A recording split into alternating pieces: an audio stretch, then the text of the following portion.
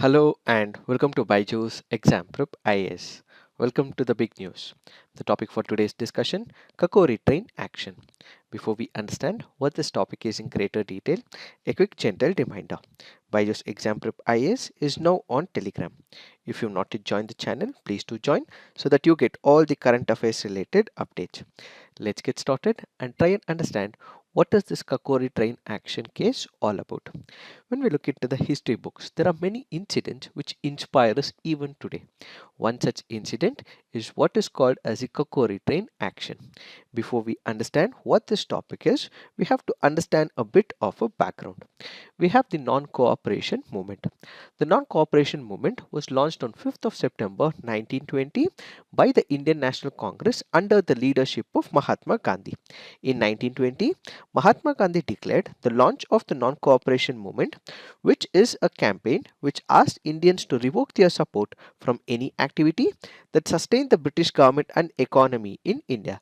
So we had the Indian National Congress, which was led by Mahatma Gandhi ji. What did he say to the people of India? He said that let's stop all those activities which will help the British. For example, people were asked to resign from their government jobs.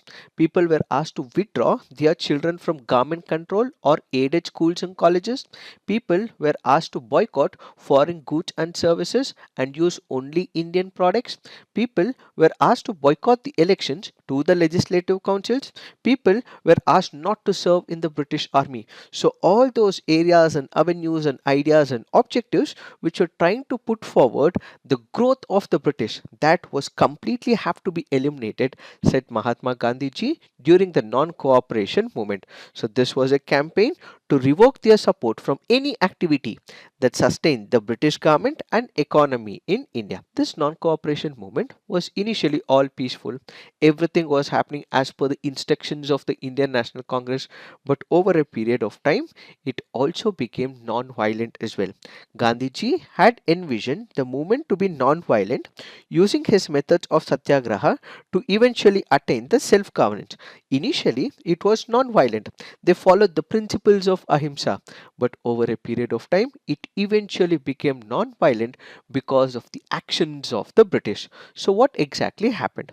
Why was the non-cooperation movement, which was initially non-violent, became violent? And that is the primary reason this non-violent cooperation was suspended. So, we had one of the incidences which happened in February 1922, and that is the Chori Chora incident. In Chori Chora, which is a place in Uttar Pradesh, as you can see from the map, a violent mob set fire to a police station, killing as many as 22 policemen during a clash between the police and the protesters of the moment. After police firing killed three protesting men in the town of Chori Chora in the present day Uttar Pradesh, a mob later set fire to the police station, burning 22 policemen to death. In his autobiography, Pandit Jawaharlal Nehru said that this incident led to sudden end of the non-cooperation movement, with Gandhi calling it off despite significant internal disagreement within the Indian National Congress. So Gandhi was not able to accept it.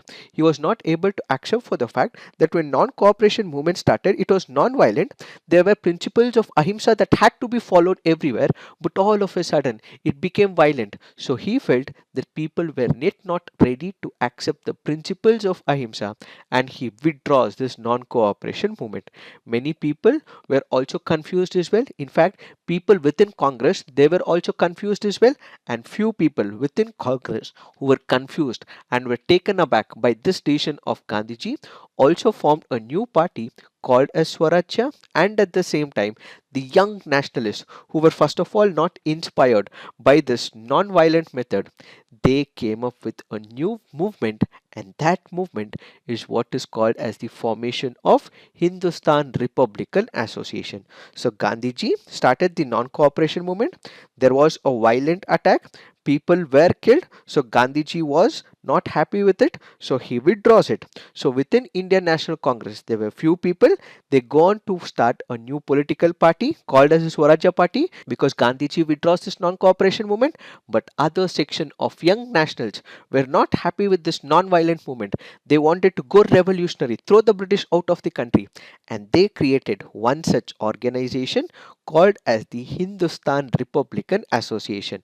So the Hindustan Republican Association was founded by a group of young men who were disillusioned by Gandhiji's tactics, and they felt they should go violent to throw the British outside the country. So what we have is the establishment of the Hindustan Republic organization.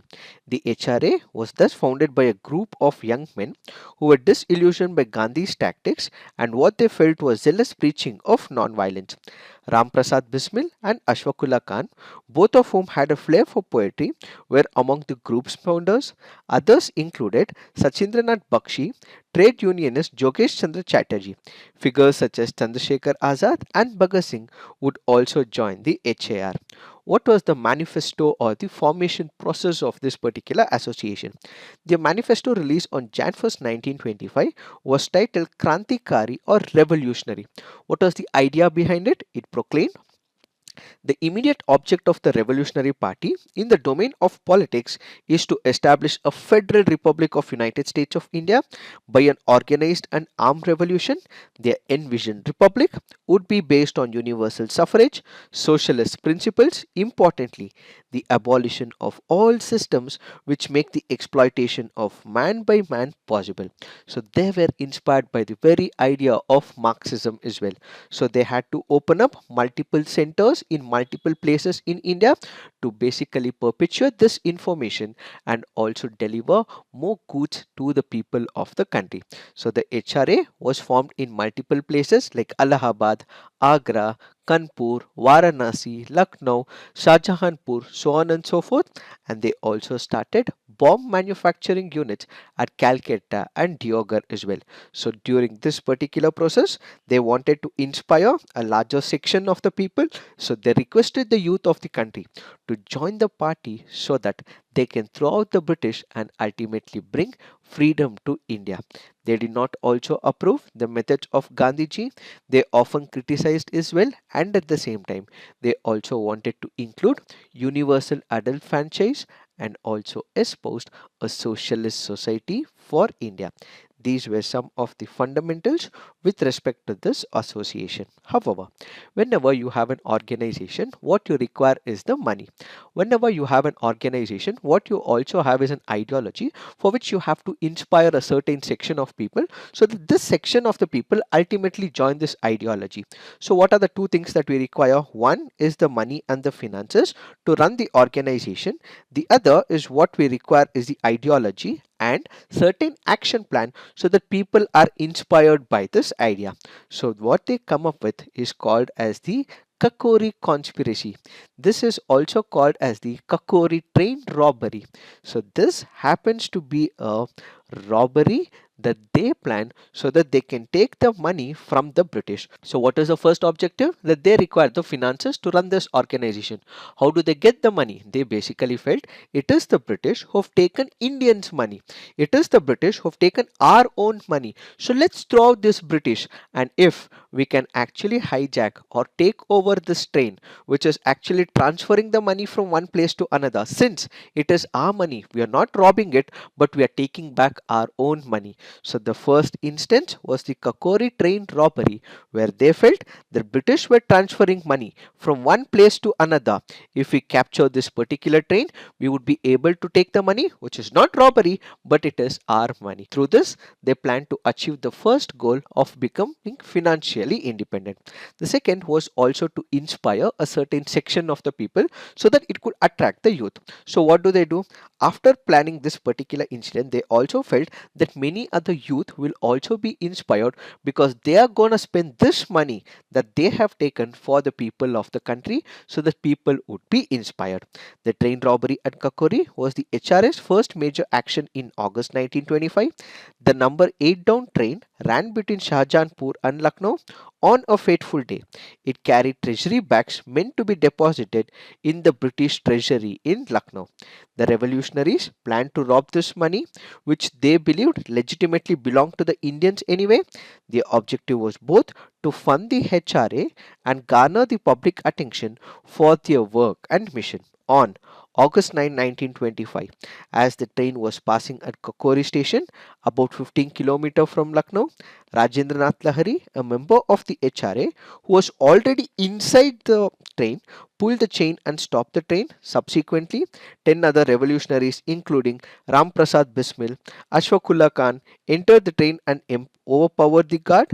They looted the treasury bag containing approximately rupees 4,600 and escaped to the Lucknow. So basically, they wanted to gain the funds for the HRA by taking money from the British administration through force and at the same time create a positive image of HRA among Indians by attacking high profile British target with minimum collateral damage. However, when everything was happening, they did take the money as well. The British were not happy with it. They wanted to bring an end to this particular issue. So what do? They go about looking for such people, and ultimately once they were caught, these people, about 4 people, were hanged. The British authorities were enraged, undertaking a violent crackdown and soon arresting many members of the HRA. Bismil was arrested in October, supposedly after 2 members of the HRA betrayed him. Ashfaqullah escaped to Nepal and then Dalankoch in the present day Jharkhand. He would be arrested a year later. Out of the 40 men arrested by the British, 4 were handed death sentences while others received lengthy prison terms. The only major leader of HRA at this time who evaded arrest was Chandrasekhar Azad. So, this basically meant that these 4 men who sacrificed for the greater glory of India were hanged by the British Empire. What happened to the HRA afterwards? After this, the HRA members merged with multiple other revolutionary organizations. So, this organization was not able to continue with its activities. So, there were other revolutionary forces in the country. These men started joining with other revolutionary forces. They also had Marxist leanings as well. So, they were ready to sacrifice themselves for all the revolutionary cause. Basically, they wanted to throw out the British from the country. Why did the Kakori incident elicit strong reactions from the people? That is because this was a small amount. This was a small amount that they had robbed. But they felt that this is not robbing because the money belonged to the people of the country. But once they were hanged, people were strongly taken by the force, the positive image that these people had created, that they sacrificed their lives for the cause of the country. Why are we discussing this? That is because 4 revolutionaries of the Indian independence movement were hanged on December 17th and December 19th. On December 19th, Ashfaqullah Khan, Ram Prasad Bismil, Thakur Roshan Singh were hanged back in the year 1927. It is this that we have to understand with respect to this topic. So, this is it for today. Thank you for watching. All the best.